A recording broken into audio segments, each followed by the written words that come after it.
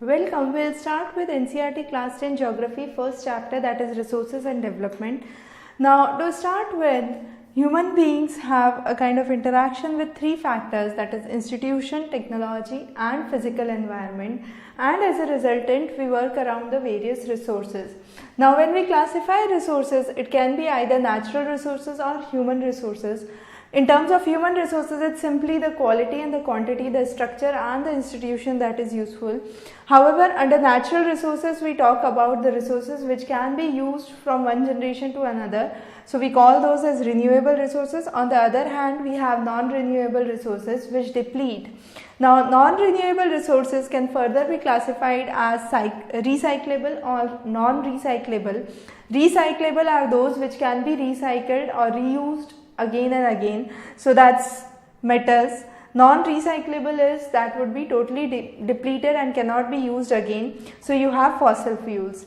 Under renewable sources of renewable resources, you have either the continuous resources, for example water, wind, rainfall, or you have the biological resources. Biological resources are further classified under as wildlife or vegetation. Now, this was the first basic classification. Now, we will understand resources based on different classification. So, sometimes it is a kind of direct question as to understanding the various classifications for resources. The first classification talks about the origin. So, it is either biotic or abiotic. Biotic means living, abiotic means non-living. If it is based on exhaustibility, we say renewable resources and non-renewable resources, as we have already seen in the chart before. Now, based on ownership, it can be individual, it can be a personal resource, for example, a pasture land or a farmland which is owned by me, for example. It can be a community ownership whereas it's a kind of grazing land which is owned by the local people of the community or the village pond. Then it can be a national ownership, the national roads, railways, canals, dams, and finally the international ownership. So, in case of India or any other country, you have the coastal boundaries and the exclusive economic zones. So, that's the EEZ. So, those are international ownerships. Finally, based on the status of development, I can say the resources are potential. That means they are found at a given place but they are not utilized completely. For example, in Rajasthan and Gujarat, we know there is ample of wind power in Gujarat and solar power in Rajasthan, but that is potential and it is not being utilized at its optimum level. Then you have the developed resources which are developed, which we know are there and they exist, and with means of technology and feasibility we are using those resources. The next is a stock. Stock means there is no technology to harness such resources. They exist in the nature but we do not have a given set of technology to use those. For example, hydrogen. So, hydrogen is available all around us but we do not have the technology to use that resource, and therefore we call such resources as stock. Stocks and reserves are important and the difference between the two is further important. So, reserve is a subset of stock which can be used with a given technology. So, for example, you have water in a dam, so that water can be used as to generate the hydroelectric power. So, that is a stock, but with the existing technology or a given technology, I can use that stock, and hence we call such a stock as reserve. So, these are the four basic criteria based on the status of development. So, here we understood the various resource classification. Now, what are the given set of problems that a resource development face? First of all is the depletion of the resources. So, the non-renewable resources are getting depleted at a faster pace. Then you have accumulation of resources. So, if there are too many resources that are being accumulated, it creates problem for development. So, we need to have a kind of defined boundaries for developmental processes, and you have a kind of indiscriminable exploitation of resources. That means they are used at a much higher extent than they should be. What are the remedial measures? So, the first is, if we are overusing the resources, the first is to curb the resource use or a kind of equal distribution of resources. So, you have equitable distribution. Then you have sustainable development. That means using a given set of resource in such a manner that it is still available for the future generations to come. So, using the resource at a given rate such that the future generation can further use the resource is known as sustainable development. Under the Rio Summit 1992, there was Agenda 21 that was passed, and that talked about combating the environmental damage, poverty and the diseases through global cooperation. So that was some of the remedial steps that were used for resource mobilization. Now in India, if we see or if we look at into the historical background, we will see that there was colonial exploitation only in the resource rich regions. As a result, there was plantation agriculture that started. So all the regions which were resource rich or well endowed with resources had a kind of colonial exploitation which was much higher in compared to other areas. Now starting from the colonial advent, you have the various resource planning that has been working in India. The most important is identifying the specific resources and creating an inventory for those, evolving a structure with good technology so as to use the resources, and then the most important thing is matching the resource with the development. So there should be definite development if there is a certain set of resource that is available. So matching the resource and development is another important aspect of resource planning that started in India.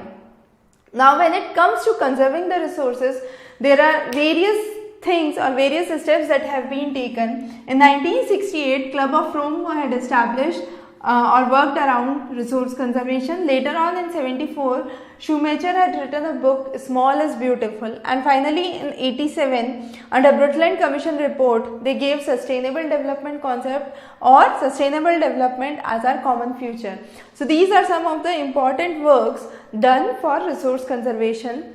Now we'll come on to the one major resource for this lecture, that is the land resource and the soils.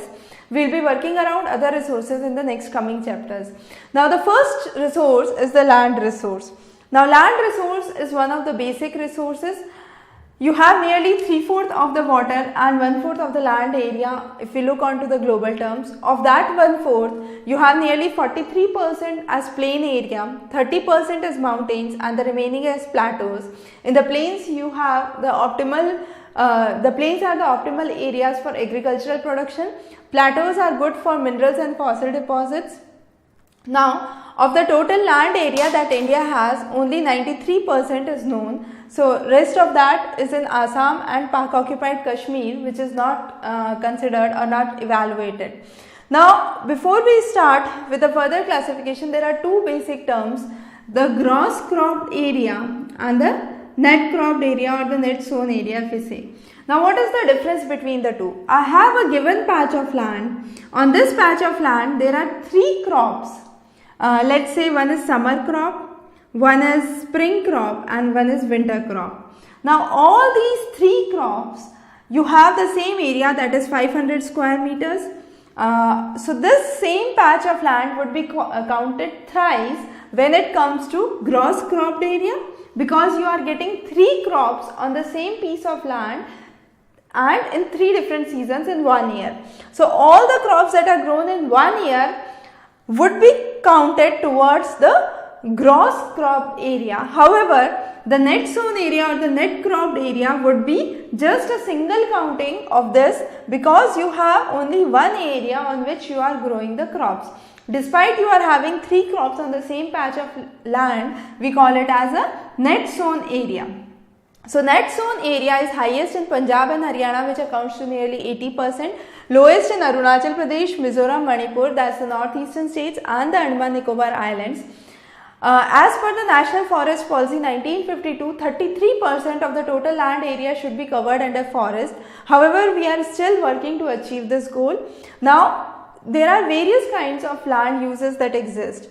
The most important thing is, some of the land is wasteland. That means it's either rocky, it's either desert area, or it's a kind of marshy land which is not suitable for cultivation.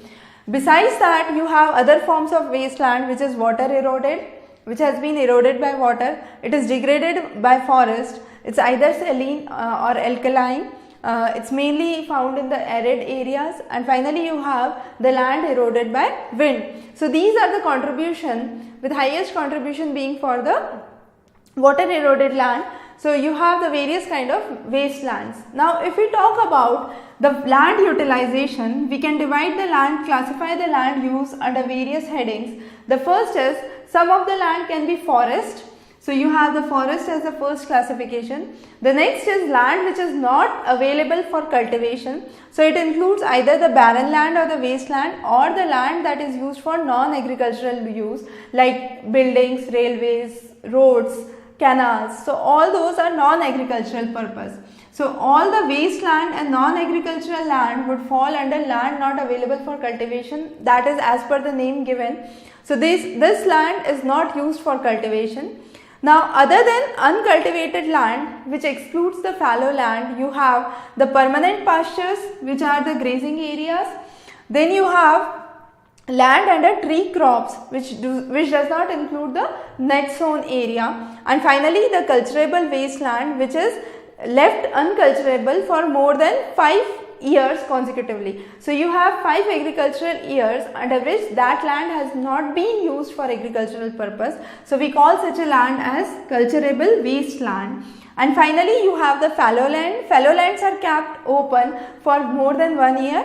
So we call those as current fallow, and other than current fallow are those which are left uncultivated for 1 to 5 years. And finally we already understood the difference between the gross cropped area and the net sown area. So you have the net sown area. So these are the various land utilizations that we understand. Now in 1960-61 there were the following categories that were given for land use. However in 2002 and 3 the categories changed. So under 60s the categories was forest, barren land, area under non-agricultural use, area under permanent pastures and grazing lands, and finally area under miscellaneous use, that's tree cover or tree crops and groves.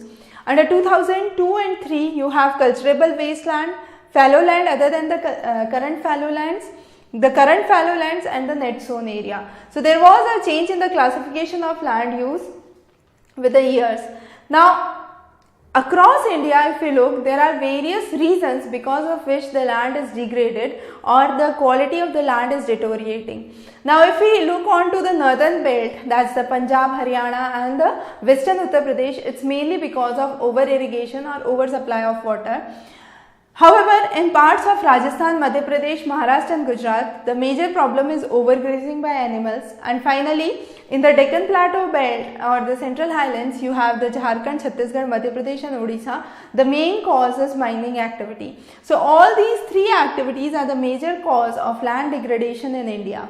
Now coming on to how we can resolve or how we can mitigate the problem of land degradation. The first is cropping more plants, providing a permanent or proper management of grazing activities, providing shelter belts of plant, that is the plants which act as windbreakers so that fast wind cannot destroy the crops. Then controlling the problem of overgrazing by animals, stabilizing the sand dunes so that the impact of sand dunes do not reach to the semi-arid areas. So for example, let's look at the map of India. You have the Thar desert here. Now you have the Aravalli range and you have the passes in the Aravalli range. Now what would happen if there is no stabilization of sand dunes? These sand dunes will percolate from the Thar desert to the eastern side, that is the Marwar region, from the Marwar region to the Mewar region of Rajasthan, and that would create problems of desertification in the eastern edge of Aravallis. However, there is a need to stabilize the sand dunes so that the impact of desert do not spread beyond the Aravallis. The next is managing the wastelands, controlling the mining activities and proper disposal of industrial waste. Now coming back to the soil classification, we have already covered soil classification separately in one of the lectures. So we won't be covering those with the maps here. Try to understand the basic concept of the various kinds of soils. Now the first soil that we will be talking about is alluvial soil. Alluvial soil is a soil which is very good for agriculture. Now this soil is further classified under 2 heads, the Bhangar and the Khadar. The Bhangar is the old soil which has more conker nodules or calcium nodules. However, Khadar is the new soil which is finer, which has a smaller particle and is much fertile. Alluvial soil is rich in potash, phosphoric acid and lime. As a result, you have good growth of wheat, paddy and sugarcane that is seen. It is intensively cultivated in India because it mainly falls in the area where you have a kind of dense population, and that's again one of the reasons why you have kind of good cultivation here. Because of the higher cultivation of in the soil, you have more people coming on to those areas and settling down for agriculture pursuits. It's mainly seen in the northern areas, also known as Dors, Chaos or Tarai region. Now next is black soil, which is also known as Regur soil, commonly seen in the Deccan Plateau region, which is made up of lava. Now there are various theories which talk about the origin of black soil. However, the most accepted theory talks about that black soil is of volcanic origin. So it has mainly basaltic rocks and it is made up of lava flow. The main regions where it drains is the Malwa, Madhya Pradesh and Chhattisgarh region. It's kind of fine clay which can hold moisture. It expands when it has water in it and it contracts under dry seasons. It is rich. It is very rich in calcium carbonate, magnesium, potash and lime. However, it is poor in phosphorus. Now for objective purposes, there are sometimes direct questions which says black soil is deficient in what, and red soil is deficient in what, and so on and so forth. So if it's a kind of objective question, you need to remember each and every point that we have mentioned in detail. And so the next soil here is the red and yellow soil.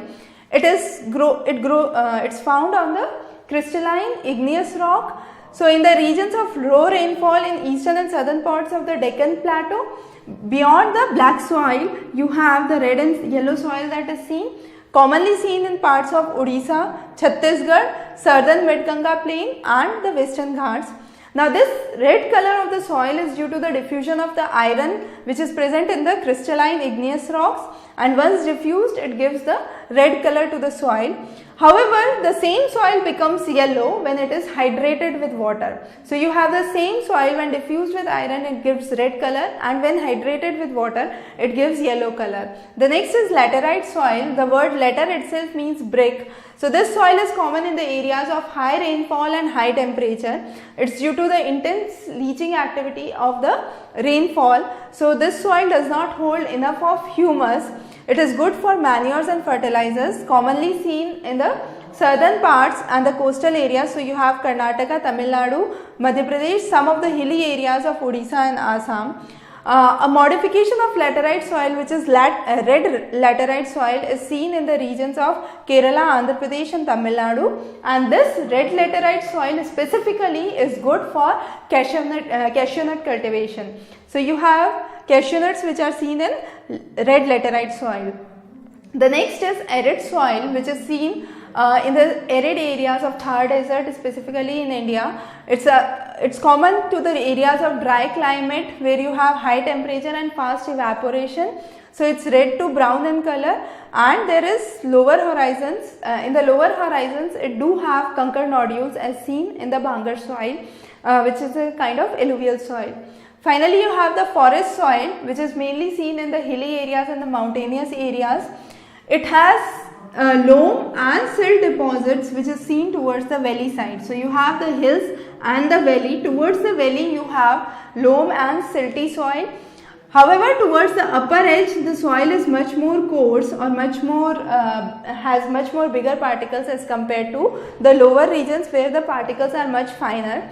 In the areas which are covered with snow, the soil is mainly acidic with very low humus content, and in the lower valleys, further lower valleys beyond this, you have kind of alluvial soil which is highly fertile in nature.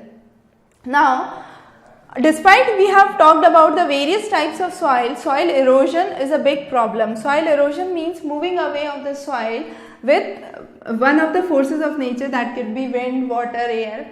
So what happens is, how soil erosion is promoted. So if you are cutting more trees will not be able to bind the soil. As a result, there would be erosion of soil, there would be runaway of soil. So overgrazing, all of these would leave the soil loose. As a result, there would be erosional activities that would get strengthened. So construction, mining, running waters, Then you have the bedland areas, which is the land unfit for cultivation, and the topsoil which is washed away is known as sheet erosion from among the soil erosion. So you have gully erosion which takes place due to running water, and sheet erosion which takes place due to the running water when it erodes away the topmost layer. Now we have talked about erosion of the soil. We need to understand how we can conserve the soil. Now there are various ways under which we can conserve the soil. The first is creating shelter belts. So these shelter belts would prevent the wind from eroding the soil. So there would be rows of trees that would be planted, and it would also stabilize the problem of sand dunes. Then you have people's management activity as seen in Sukhomanjari village and Jhabua. So these two are classic examples of people's initiative where they have worked around soil conservation. Then you have strip cropping, where you have a large field and you have kind of cropping pattern that occur in strips. Then you have terrace cultivation that occurs in steps. So you have terrace formation that could be seen as stairs. It restricts the erosion commonly seen in the hilly terrain of western and central Himalayas. Again you have contour plowing. So you have a contour bund that you have a kind of piece of land, and towards the end of the land you create a contour. So you have it works around with each of the contour land that could be seen. So you have 100-degree contour, 200-degree contour, and so on. So with each contour you have a kind of flowing activity that goes on. So it decreases the flow of water and works around the contours line, as we said. Welcome again. We'll be starting the NCERT Class 10 Geography Chapter 4 that deals with agriculture. Now the first and the foremost thing to understand here is agriculture is important to study, specifically in a country like India, where nearly 2/3 of the population survives or thrives on agricultural activities or allied activities. Now agriculture is important not only because we get food grains, but it is a kind of it provides raw material for the various industries. So you have the kind of primary sector that is important here, and this primary sector is a source of raw material for the secondary sector activities. Now we'll first understand the various basic types of agricultural activities. The first that we'll talk about today is the primitive farming. This is a kind of farming which occurs in small patches of land. You have primitive tools, or not modernized. They are kind of hoes or sticks that you are using to plow the farm. It's highly dependent on the monsoon activities. The most common activity here is the slash and burn agriculture. So you have a piece of land, you grow crops on this land, you burn this land and move to a next farm in the next season. You leave this land as such, you leave this land fallow, and then what would happen is within 1 or 2 years or 2 or 3 years, this land would regain its fertility, and then you would move further and come back onto the same patch of land. Since you are moving around, we call this activity as jhuming activity in the northeast areas of India. Now this slash and burn activity or slash and burn agriculture is known by various names in various parts of the world. So you have for the Mexico and the Central Africa, both the name starts with M. However, it's important that you remember the correct name for the correct region. So you have Milpa in Mexico and Masalo in Central Africa. You have Roca in Brazil, Ladakh in Indonesia, and so on. So all these names you must remember. So these are the international names like for the slash and burn agriculture. When it comes to India, we do not have a unified name across the country. In different parts of India, you have the same practice that is known by different names. And this is a kind of commonly asked question for most of the objective examinations. So for example, in Madhya Pradesh, you call this as Bewar or Dhaiya. However, again close to Madhya Pradesh, you have Chhattisgarh. In Chhattisgarh, you call it as Deepa. Manipur, it is Pamlu. In northeastern states, as we said, it is known as jhuming cultivation. So if there can be a kind of short note, write a note on jhuming cultivation or write a note on Pama, Dhabi or Koman. So all these are kind of slash and burn agriculture, and these are the different names for those which are popularly practiced in different parts of the nation. So you must remember these. Now next is the difference between the intensive subsistence farming and the extensive farming. When we say intensive subsistence farming, that means we have a small plot of land. That small plot of land is highly populated. So you have high population density that is present in that land area. The land holdings are small. There is more chemicals and irrigation practices that are used. However, under extensive agriculture, you have huge patch of land commonly seen in the areas of, let's say, United States. So you have huge areas. You would have a kind of single farmhouse within this region. All the agriculture would be mechanized, that would be done by tractors and big machineries. However, here it's mainly labor intensive because it's such a small patch of land that you cannot use mechanized inputs in this. So this is the basic difference between the intensive and the extensive farming. Again, extensive farming is also known as commercial farming. So rice, for example, is practiced as commercial crop in Haryana and Punjab. However, in parts of Odisha, the same crop is practiced as subsistence. The word subsistence farming again denotes one specific thing, that is, you are growing enough to meet the need of your family and your peer group. However, you are not in a position to supply more, or you are not producing for the purpose of exports. So when you are talking about subsistence farming, it's mainly or predominantly satisfying the local needs of the agricultural produce. Now the next important is plantation cropping. Plantation cropping, usually you have a single monocultural crop that is grown on a huge patch of land. So it's a kind of interface between agriculture and industry. So you have large set of land, it's capital intensive, you are putting in lot of money. Previously when it started with the British era. However, now most of the tea plantations are owned by Indians only. Most of the people who work on these plantation farms are migrant laborers. For example, you have tea plantations in Assam and North West Bengal. Again, you have coffee plantations in Karnataka. And for all these, what you need is a very good transport to reach the market. So it's a kind of very market oriented activity. Now this is a very important slide, and if you remember this slide, you are sure to solve most of the objective questions where most of the people are stuck up. So there are predominantly three seasons: the Kharif season, Rabi season and Zaid season.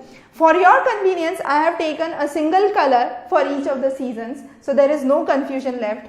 Now Kharif crop is sown in monsoon and harvested in October or September. As soon as the Kharif crop is gone, you have Rabi crop, which is sown in the winter seasons and harvested in the summer in the month of April to June. The intermediate period between the Rabi and the Kharif is occupied by Zaid. So Zaid is predominantly vegetation, fodder crops, watermelon, muskmelon, cucumbers. So all those are part of Zaid. So Zaid is the smallest and it's over. The next is Rabi.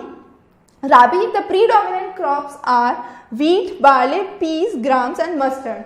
Now important to note here is, among the pulses, there are few pulses which are part of Rabi crop. However, few pulses which are part of Kharif crop. So you have peas and grams which are part of Rabi. However, tuar, moong and urad are part of Kharif crop. The areas where Rabi is grown is mainly Punjab, Haryana, Himachal Pradesh, Jammu Kashmir, Uttaranchal and Uttar Pradesh. The remaining parts you have predominantly Kharif crop. Again, Kharif crop, you have rice that is grown in Bihar, Assam and Odisha. So you have three seasons of rice and they are known as Os, Aman and Boro. So these are the three crops of rice that are grown, or paddy. So rice is also known as paddy. So those are the three crops of rice that are grown under the Kharif cultivation and they are known as Os, Aman and Boro. That's again important. So jute, cotton, groundnut, soybean are all part of Kharif crops. Now let's talk about one by one crop in detail. So first is rice. After China, India is the largest producer. As we said, it's a Kharif crop. It requires a high temperature more than 25 degrees Celsius with high humidity. The rainfall should be more than 100 centimeters. If it is less, paddy cultivation is possible only by agriculture. Most of the plains of north and northeast, the coast and the delta areas have rice cultivation. The areas of Rajasthan, Punjab, Haryana, West Uttar Pradesh and parts of Gujarat have shown good cultivation of rice by means of canal and tube well irrigation. Now wheat cultivation, it's a rabi crop. So you have it comes next to rice in terms of production. North and northwest of India, you have the wheat cultivation. It occurs in the cold growing season. It requires right amount of sunshine when it is ripening. The rainfall is moderate from 50 to 75 centimeters. There are two zones, the Ganga Satluj plains in northwest and the black soils in the Deccan area. So the northwest and the Deccan area on the map of India would be the major areas where you would have the wheat cultivation. The next is millets. Now millets, the three important millets that we will be discussing today are jowar, bajra and ragi. Ragi is commonly grown in South India. So you have kind of red, black and shallow loamy soil that you have ragi production. Ragi is rich in iron and calcium. It is the highest production is seen in Karnataka, followed by Tamil Nadu, Himachal Pradesh. There are few traces of ragi that are found in Sikkim, Jharkhand and Arunachal Pradesh. Bajra is mainly grown in sandy and shallow black soils, commonly seen in the areas of Rajasthan, followed by Uttar Pradesh, Maharashtra. So bajra, you have R here and R for Rajasthan. So you have highest producer as Rajasthan. Again jowar, inverse the letter W, so you have M. So Maharashtra is the highest producer. Take a note, don't confuse this inversion as Madhya Pradesh. So that's some of the common mistakes that most of the candidates do. So make sure you are just inversing it and you are trying to remember that when you are inversing, its W becomes M. So you have jowar for highest production in Maharashtra. So all these are coarse grains. Coarse grains have rich fiber content and they have high nutrition value. The next is maize. It's a food and a fodder crop, predominantly a kharif crop. However, in Bihar it is a rabi crop. So all the exceptions that are coming here are very, very important. So for example, maize is a rabi crop in Bihar is important because it's a kharif crop that is commonly known, and that's okay, that can be asked, but this is much more important when it comes from examination perspective. Again, pulses. India is the largest producer and consumer of the world pulses. It is a high source of protein diet. All are leguminous except tur. This exception again is important. So all the pulses are predominantly leguminous which have nitrogen fixation except tur. They can grow in dry seasons, and these are the north and the northwest areas are predominant areas of pulses production. The next is sugarcane. Sugarcane is grown both in North India and South India. Now the temperature is from 21 degrees to 27 degrees, rainfall between 75 to 100 centimeters. India is the second largest producer after Brazil. It is a kind of tropical and a subtropical crop. You have parts of North India and South India where you have sugarcane production, and you have sugar and jaggery as the products that you get from sugarcane industry. The next is oilseed. Again, India is the largest producer in the world. It occupies 12% of the total area. The common oilseeds that you can see are coconut, mustard, coconut, soya bean, castor and so on. The few most important we would be discussing here are linseed and mustard. Important to note, they are rabi crops and predominantly grown in Maharashtra. Sesame is a kharif crop in the north and rabi crop in the south. So again, this is important. So you have sesame as a rabi crop in the South India and kharif crop in the North India. Castor is both a rabi as a kharif crop. Groundnut accounts for 50% of the oilseed production. The largest groundnut production is seen in Andhra Pradesh. That is again important. The next is coffee. 4% of the world coffee is supplied by India. It started in the Babu Budan Hills. It is grown as a plantation crop mainly in the Nilgiris in Karnataka, Kerala and Tamil Nadu. The junction of these three, you have the Nilgiris, and where you have the coffee production. The first variety of coffee, that was Arabica, came from Yemen. The next is horticulture. Again, India is the largest producer of fruits and vegetables in the world. You have 13% of the world's vegetables that are grown. Now these are the some basic areas. So apple, pear, apricot, walnuts are commonly seen in Jammu Kashmir and Himachal Pradesh. You have pineapples in Meghalaya, grapes in Andhra Pradesh and Maharashtra, banana in southern India and northeast. You have oranges in Nagpur, and Cherrapunji is important. So Nagpur oranges are famous, but Cherrapunji is again important for oranges, so that's important to note. So wherever you have kind of some deviations from the normal that you have heard of, those are important. Then comes the rubber crop. From the rubber crop you get the latex. So that latex is used for rubber industry. It's a kind of equatorial crop. India stands 5th in the world. Grown in the moist and humid conditions. If the rainfall is more than 200 centimeters and temperature is more than 25 degrees Celsius, commonly seen in the southern coastal states, and then you have Andaman, Nicobar and Garo hills in Meghalaya that are important for rubber production. When it comes to fiber, there are 4 major fibers: cotton, jute, hemp and silk.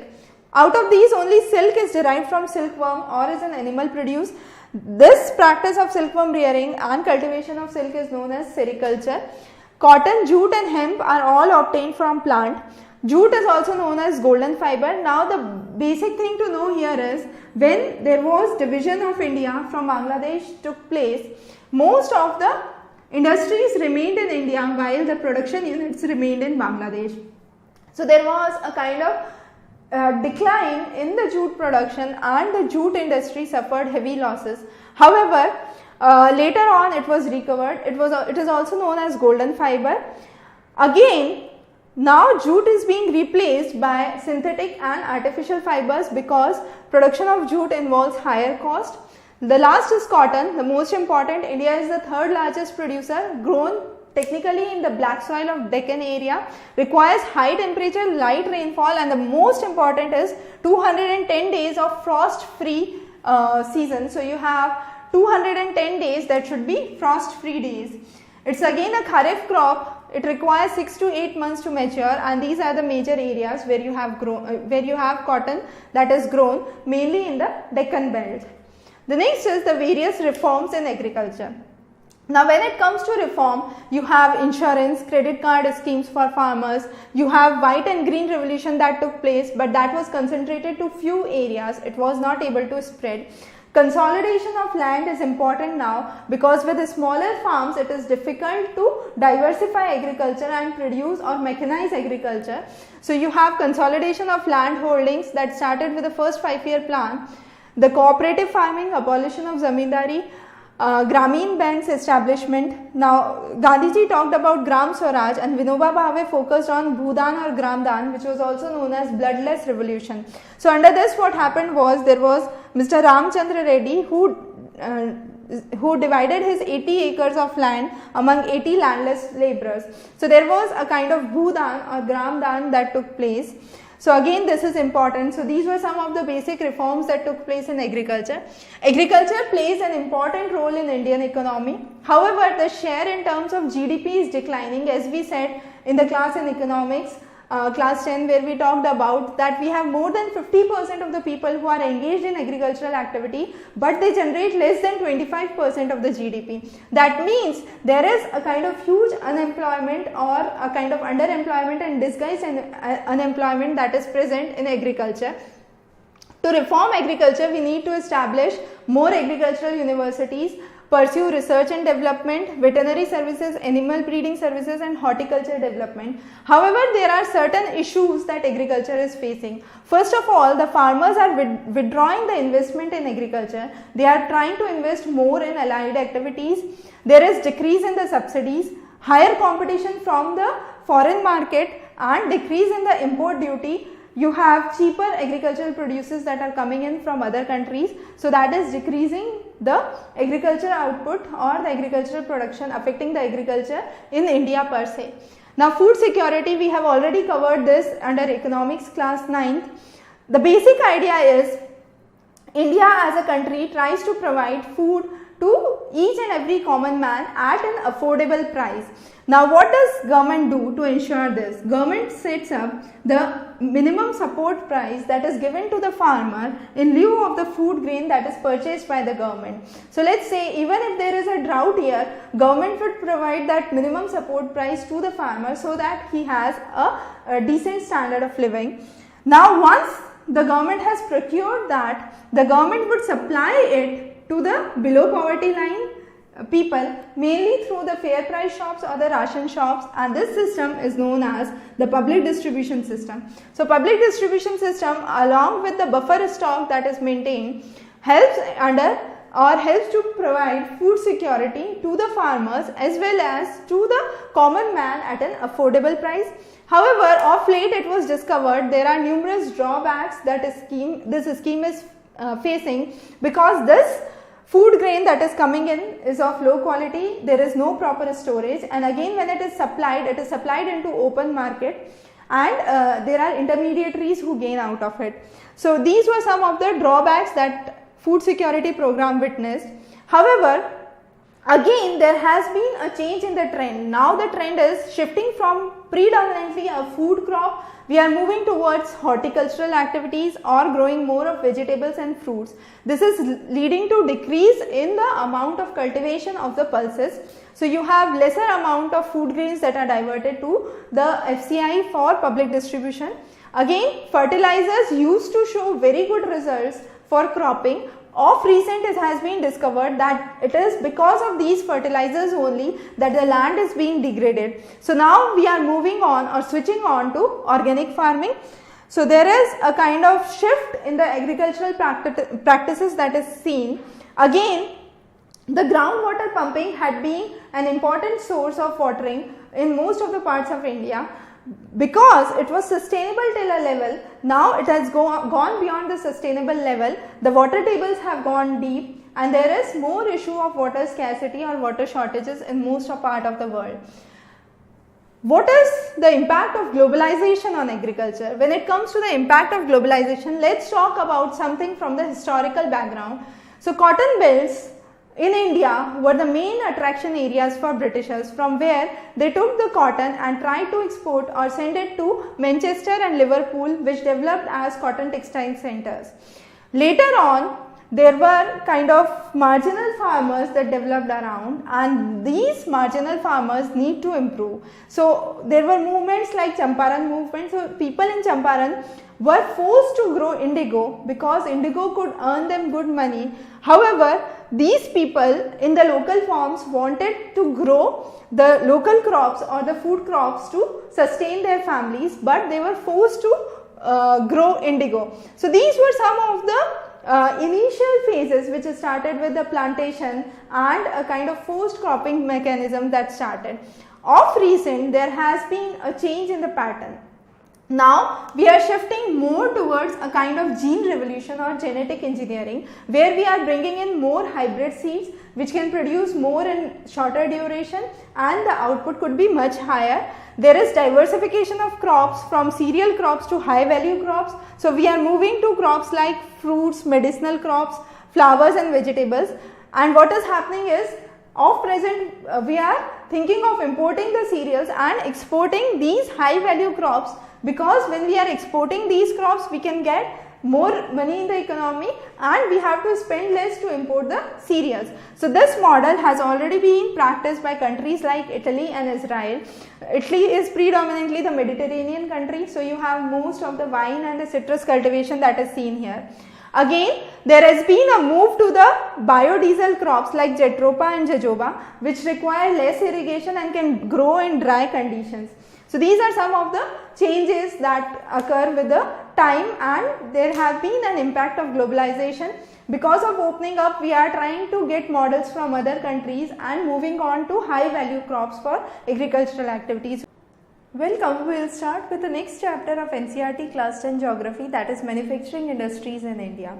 Now, as we know, manufacturing is an important sector which is a secondary sector activity. When we talked about the economic activities, we understood that this is a kind of secondary activity, and the basic economic strength of a nation lies in the manufacturing. So as of 2014, if we look around the GDP turnover, we would see that there is nearly 18% of the GDP that comes from agriculture, nearly 24% of the GDP comes from industry, and the remaining 52% of the GDP comes from service sector.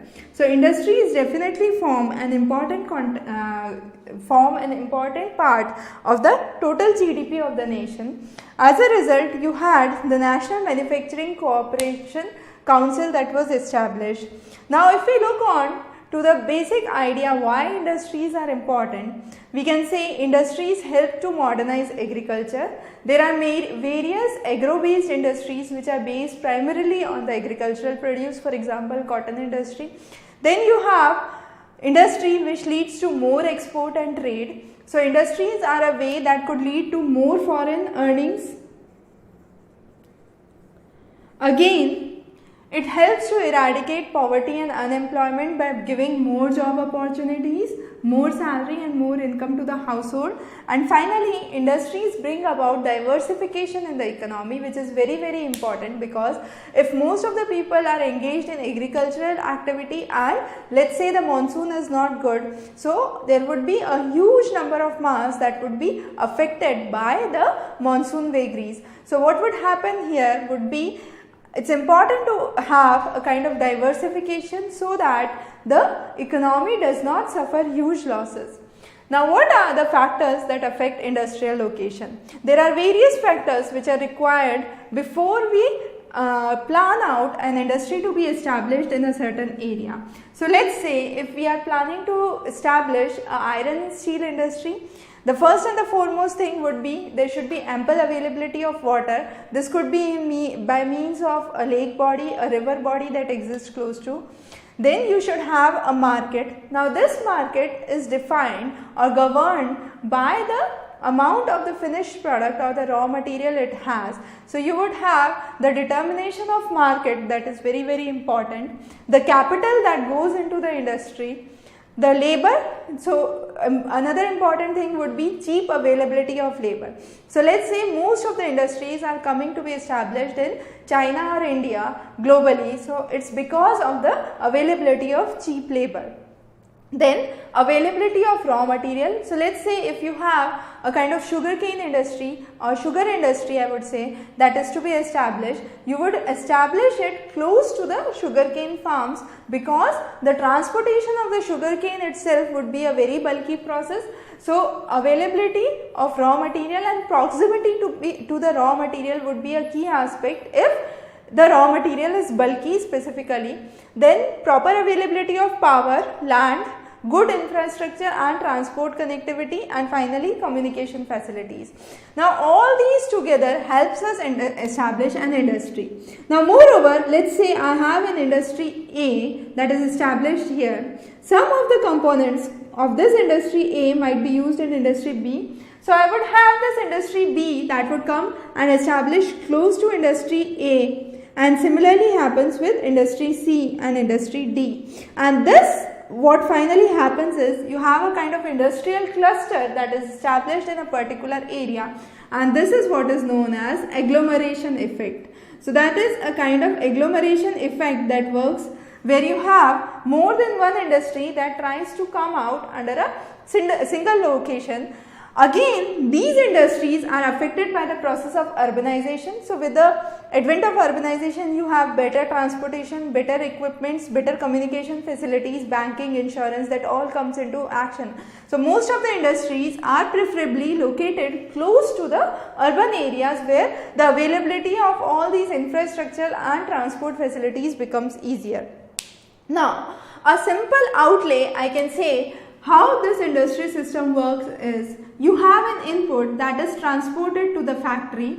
From factory you generate an output that is again transported to the market, and the money from this market goes back to the input. So that's a kind of chain or a kind of process that is involved in the industrialized system. So when you have an industrial establishment, you have this process that goes on. Now what is the various classification of industries? We have already covered this when we talked about class 7. So let's do a quick recap. We can classify industries based on the raw materials. So it could be based on agricultural produce, so agro based industries, mineral based industries. Then you have based on the roles, whether it is an FMCG industry, a consumer goods industry, for example toothpaste, toothbrush, etc. It could be a main industry, that is iron, steel, coal, which is used as a main raw material for most of the industries or the building blocks of industries. Then you have based on investment, you could have a household industry or a cottage industry, a small scale industry or a large scale industry. Based on ownership, it could be privately owned like Tisco, it could be under public sector, it could be a kind of joint venture or cooperatives like Amul.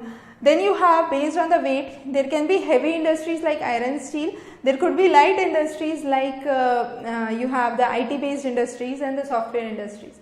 Now we will be doing some of the important industries case by case. So the first industry that we would talk about today is the textile industry. Now let's start with how the textile industry really works. So I have the fiber with me that comes from the cotton plant. That fiber goes into spinning. After spinning, it goes into knitting. Finally you have the dye and the garment that is ready. So the output of this would be the garment. The fiber comes from the raw fiber that you have. By spinning, what you would generate is the yarn, that's the thread, and by knitting what you would generate is the fabric, that's the cloth, and finally the processed garment. So these are the 4 stages under which we try to understand the textile industry. So as we can say, it involves 14% of the industrial production, involves more than 35 million people, contributes to 24% foreign exchange earning and 4% of the GDP. So these are some of the general facts about textile industry. It was first established in Mumbai, and now you have nearly 1900 mills with 80% of them under private sectors. You have both hand looms and the power looms. Power looms are machine run, hand looms are hand driven. So khadi and charkha are examples of hand loom. In India, previously the main area was Maharashtra and Gujarat. However, the spinning slowly, so Maharashtra and Gujarat were centralized for fiber. Spinning slowly decentralized to Maharashtra, Gujarat and Tamil Nadu. Coimbatore as a main hub, which is known as southern India's Manchester. In Gujarat, Ahmedabad is known as the Manchester of India. In Maharashtra, Bombay is known as the Cottonopolis of India. Finally, you have weaving that occurs by khadi, charkha, and all these were decentralized and could be found throughout the nation. Now what India exports is mainly the yarn, and it exports it to Japan, US, UK, France, Singapore and Sri Lanka. And India is the second largest in terms of spindle production next to China. Now look at some of the interesting figures. If we export yarn, that is the product of spinning, we let's say earn rupees 80 per kg. However, if we export a trouser, it could be around rupees 800 per kg. So what is happening here is, from yarn to a garment, if you are moving, you are earning extensively in terms of export earnings. However, still India, due to lacks in its infrastructure and the erratic power supply and the issues of the textile industry, because of which it is still exporting yarn and it lags behind in export of garment. However, if India exports garment, it could earn much more foreign earning or foreign revenue as compared to exporting merely the yarn. So that is the basic idea or the basic concept that you need to be clear about when we talk about the textile industry. The next is jute industry. Now a backdrop of jute industry is important. With the partition of India and Bangladesh, what happened was most of the jute producing areas went to Bangladesh. So you have the production areas that went to Bangladesh. However, the mills remained in India. So that was the basic divide of the jute industry in India. Again, this industry is nowadays being replaced by synthetic fiber. Most of the mills are concentrated into the Hooghly region. India is the second largest exporter of jute after Bangladesh. However, this jute industry is now gaining importance back because it is coming up as a kind of fashion industry. In 2005, India laid down the national jute policy and is a good market. It has a good market in US, Canada, Russia, Arab and Australia. Moreover, the products that are made from jute are environmental friendly and biodegradable. So they are it is a kind of industry which is on rise now.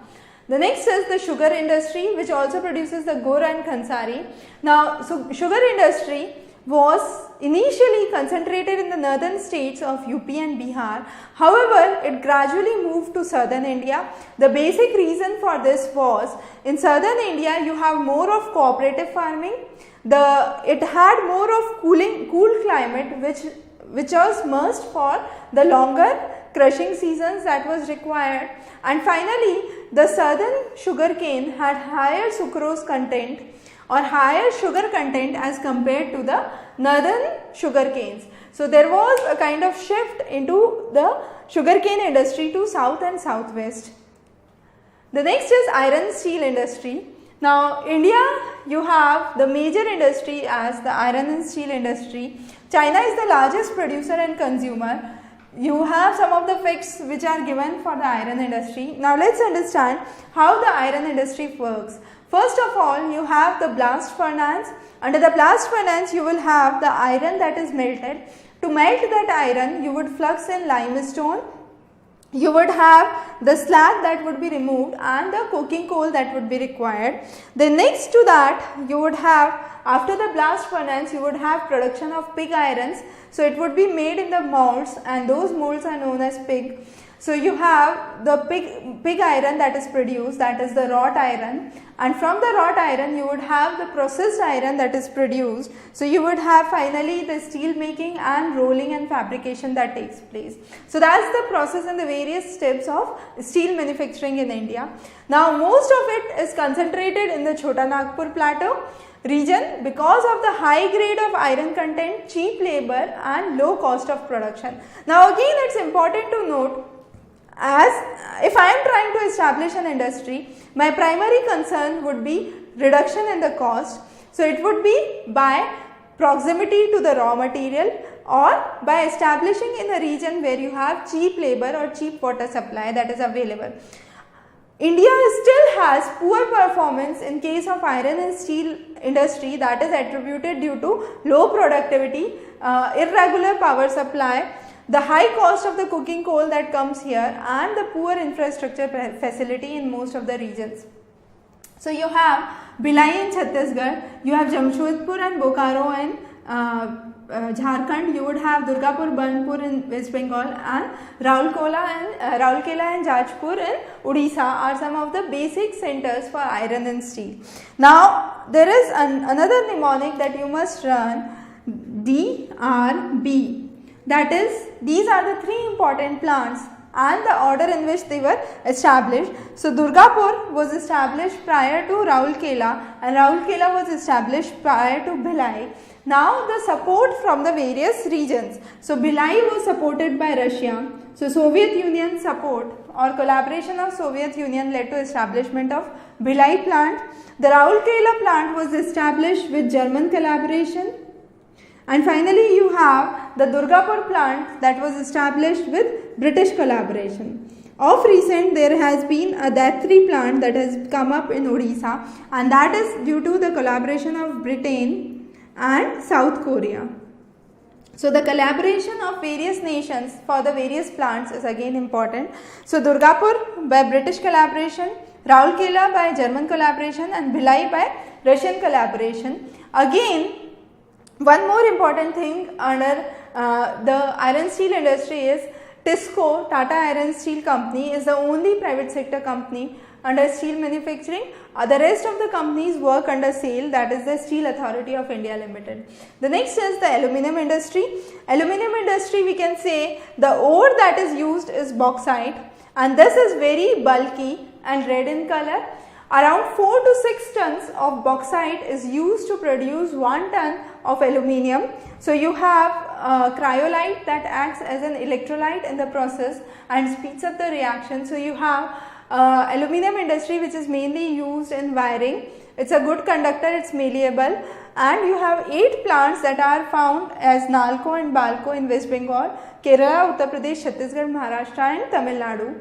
The next is chemical industries. India contributes 3% of the GDP for chemical industries, is third largest in Asia and 12th in the world.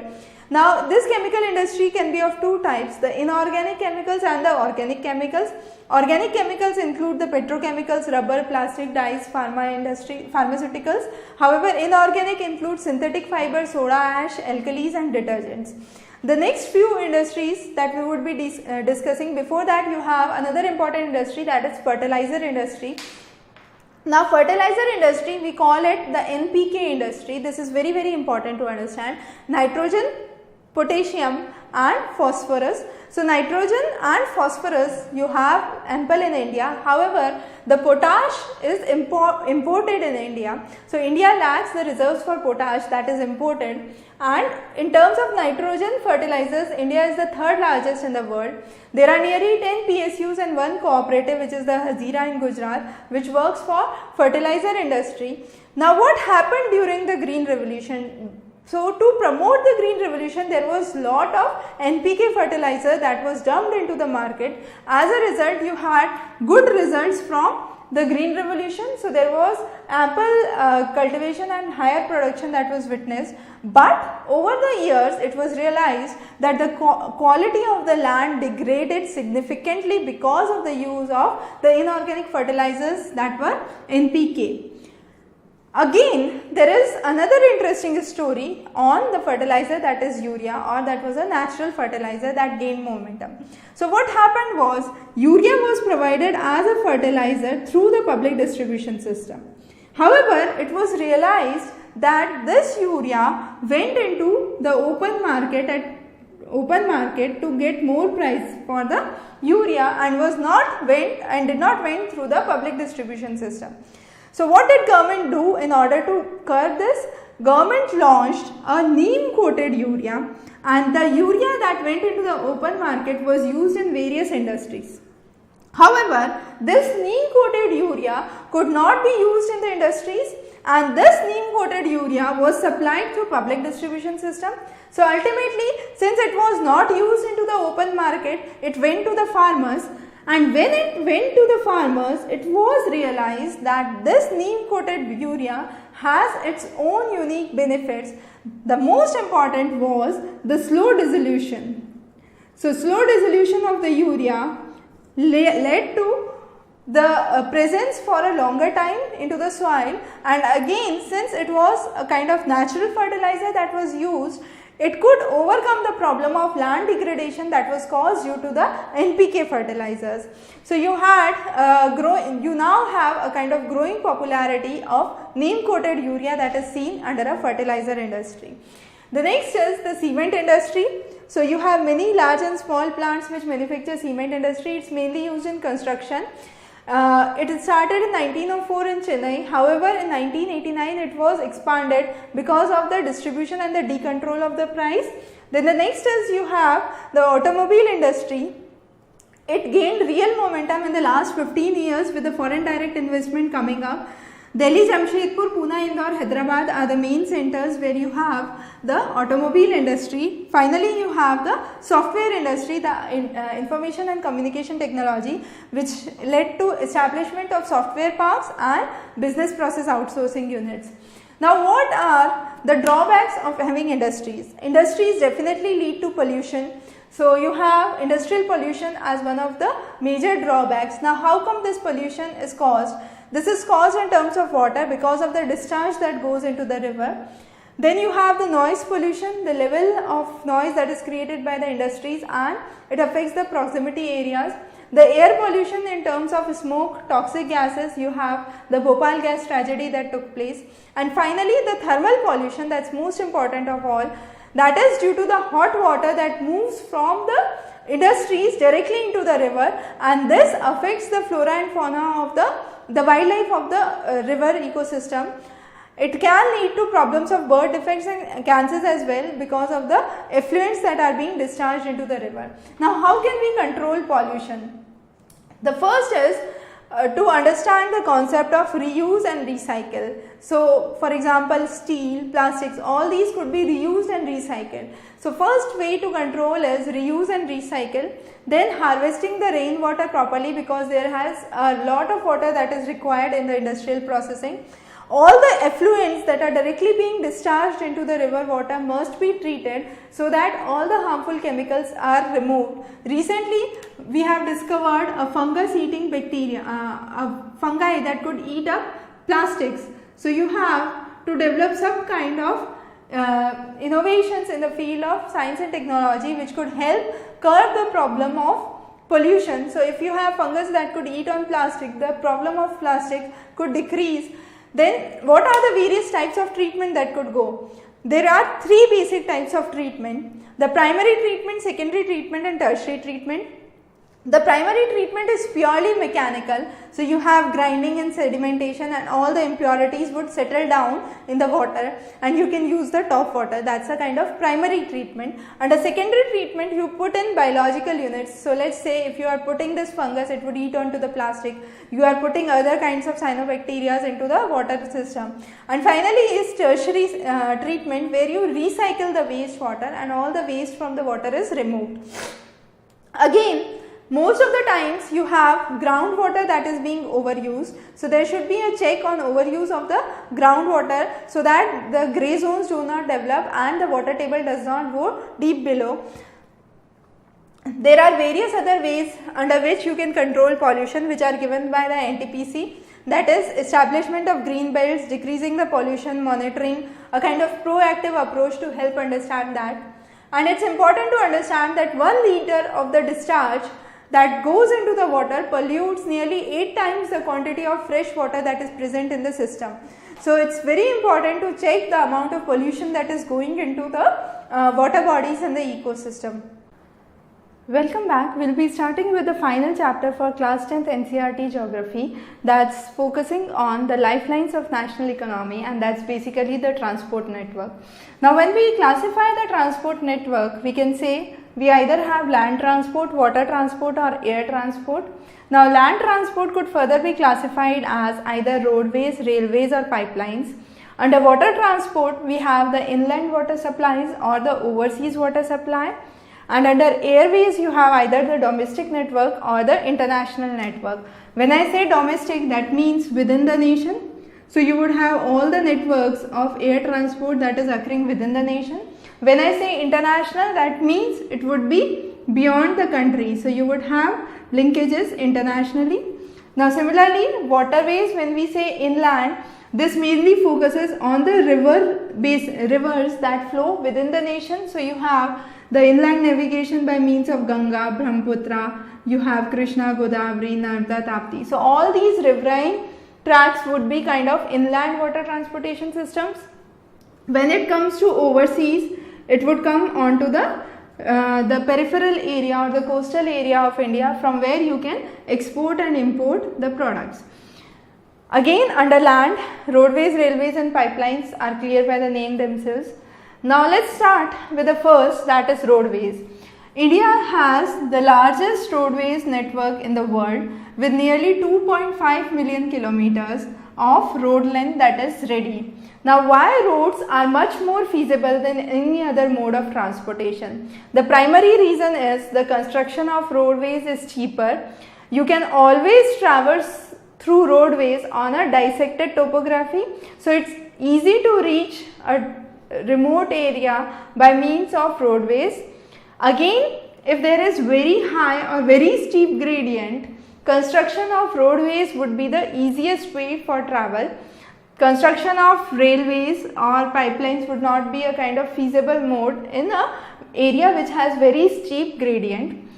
Roadways is most economical in terms of construction and the one-time cost, and it can also provide door-to-door services. If you look onto the train network or the railway network, it can only connect the metropolitans. So, let's say it's connecting Mumbai to Delhi.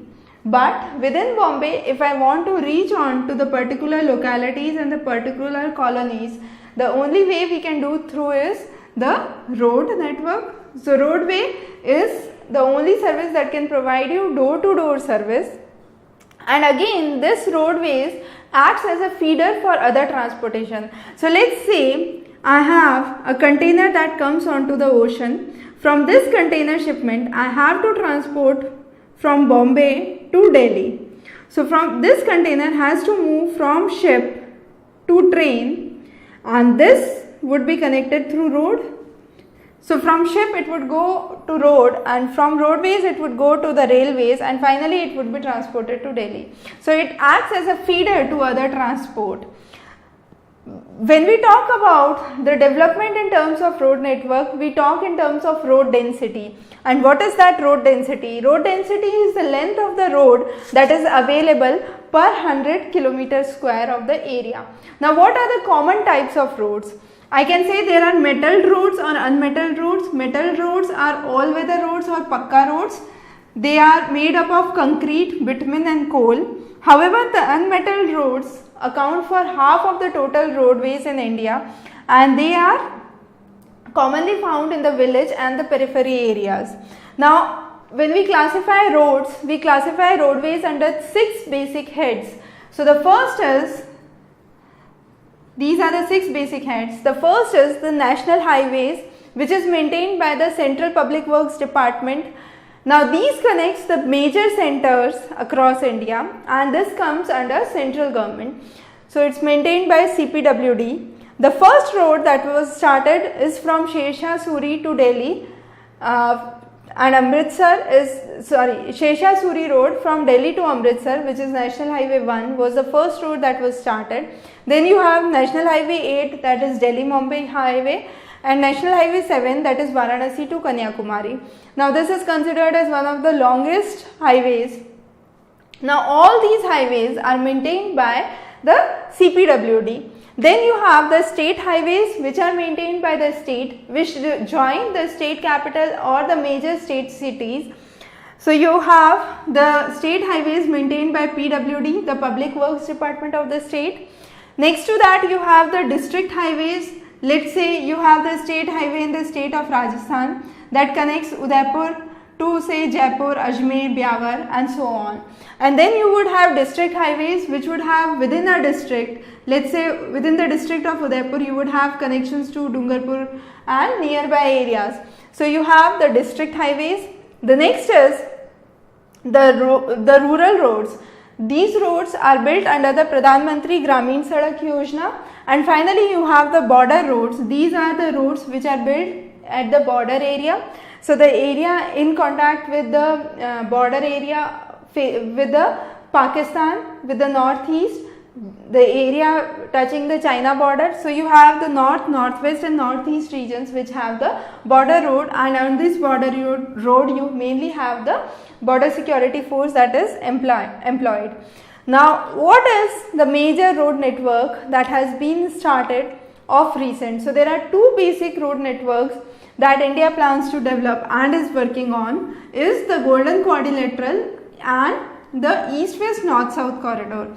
When we say Golden Quadrilateral, it simply means connecting the 4 metropolitans. So you have Delhi, Mumbai, Chennai and Kolkata. So these 4 metropolitans connected by road is known as Golden Quadrilateral, and within these 4 metropolitans you have a high metro train route that has been devised, and this is known as Diamond Quadrilateral. So this Diamond Quadrilateral falls under railways, Golden Quadrilateral falls under roadways.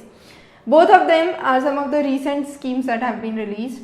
Now East to West corridor talks about connecting Silchar in Assam to Porbandar in Gujarat. North-South corridor talks about connecting Srinagar in Kashmir to Kanyakumari in Tamil Nadu. So these are the basic road networks that we have. Now next is railways. As we said, Diamond Quadrilateral, which is a high-speed rail network between the 4 metropolitans. Now railways is the largest PSU in India. Now for the first time in 2017, rail budget and the union budget have been merged. It has been integrating nation for the last 150 years. Railways originated in India with the kind of British advent in India. The first train was run from Bombay to Thane in 1853. The railways are classified under three heads.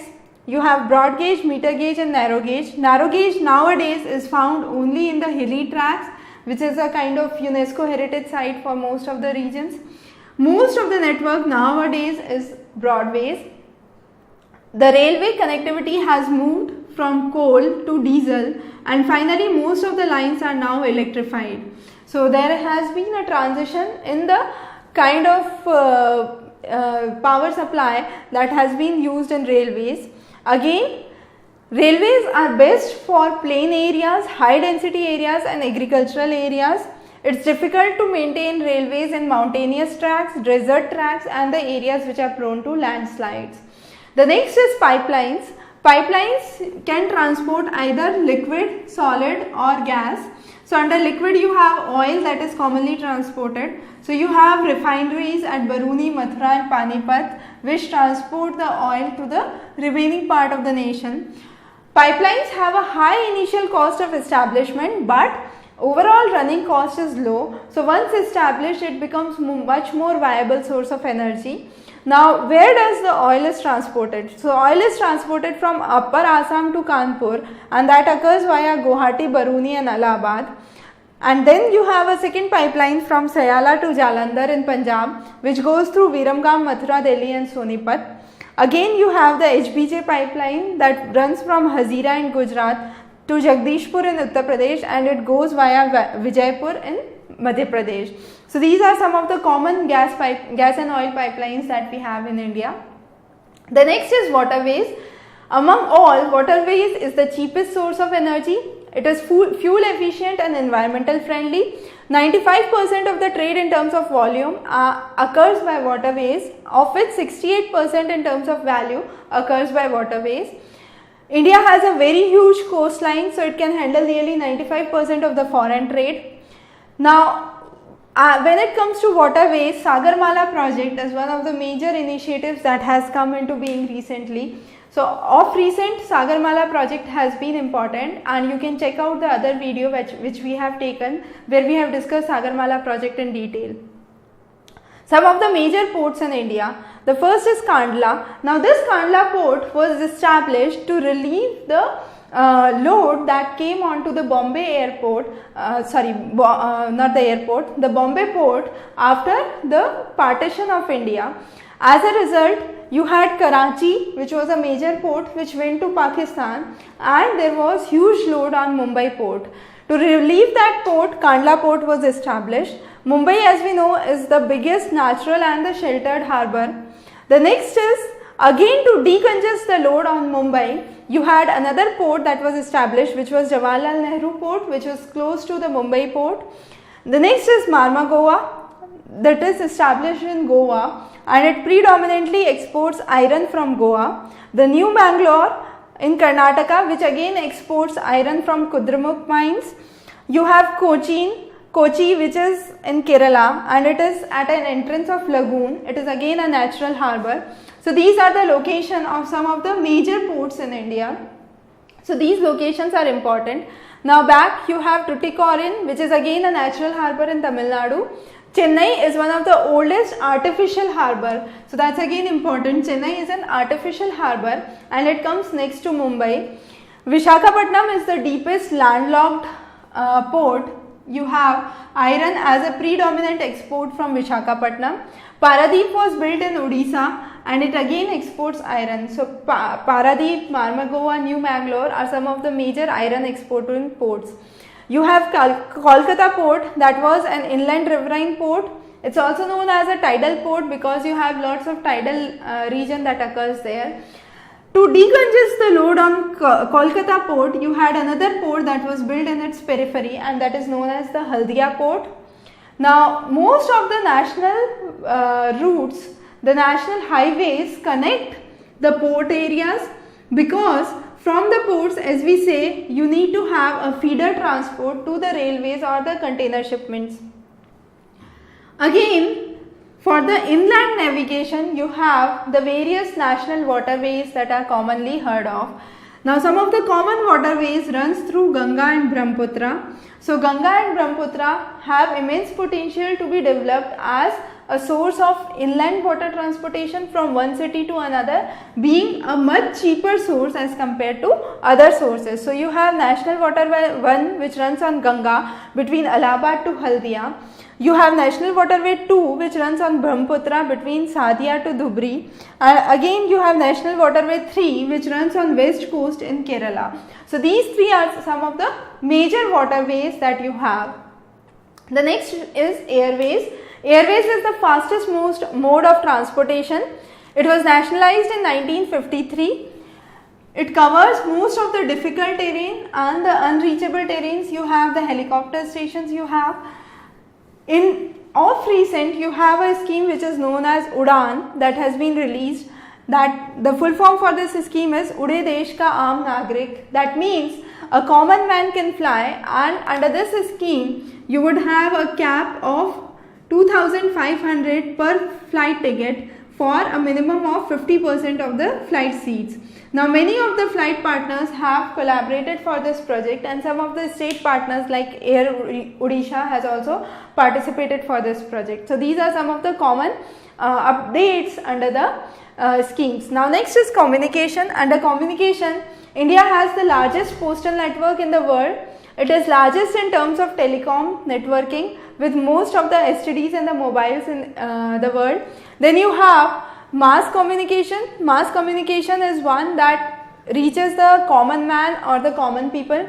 So the common modes could be either through television, newspapers, radios, Doordarshan channels, etc. And India is again one of the largest producers of feature films in the world. So these are some of the common highlights when it comes to communication. And finally, the most important topic for today is the trade. Now, trade, if we try to maintain a balance, we can have a healthy trade or a positive trade balance only if our exports are greater than our imports. Because let's say I am earning 100 from my exports and I am doing an import of 20, that means I have a gain of 20, and that is known as a positive balance of trade. So balance of trade is important. So if it is positive, that means the economy is doing good. If it is negative, that means economy is not doing good. Now, most of the trades from India is in the form of mineral fuels and gold. The highest exports are mainly the petroleum products and the precious stones. The highest imports you have China, US and Saudi Arabia. Highest exports are from US, UAE and Hong Kong. And again, tourism is one of the growing sectors in terms of revenue generation, where India can generate a lot of revenue through domestic as well as international tourism. Now, these exports and imports are controlled under the EXIM policy. So, EX means export and IM means import. So, you have the EXIM policy that governs the exports and the imports of the nation.